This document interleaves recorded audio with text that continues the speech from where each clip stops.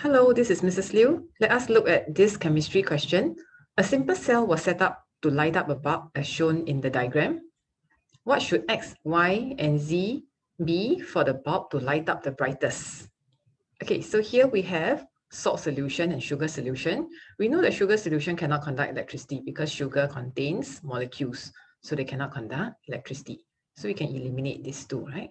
So sodium chloride is this ionic compound, so they can actually dissolve in water and they have mobile ions to conduct electricity. So these two we can put a thick.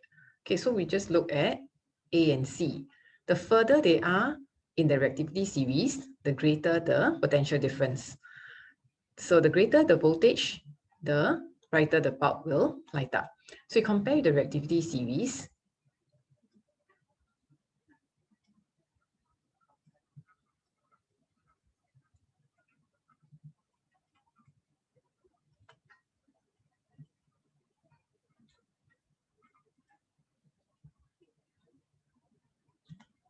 So we have the most reactive one at the top,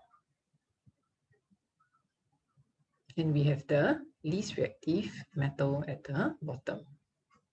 Okay, so the further apart they are, the greater the voltage produced. So we see this one is lead and zinc.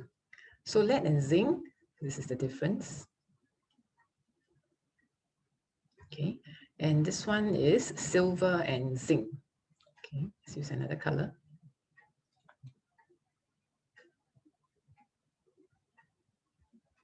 Okay, can you see? This red one is further apart than this blue one. Okay, so the voltage produced is larger. So the bulb will be brighter. Hence, the answer is C. Thank you for joining me. Remember, you are a miracle.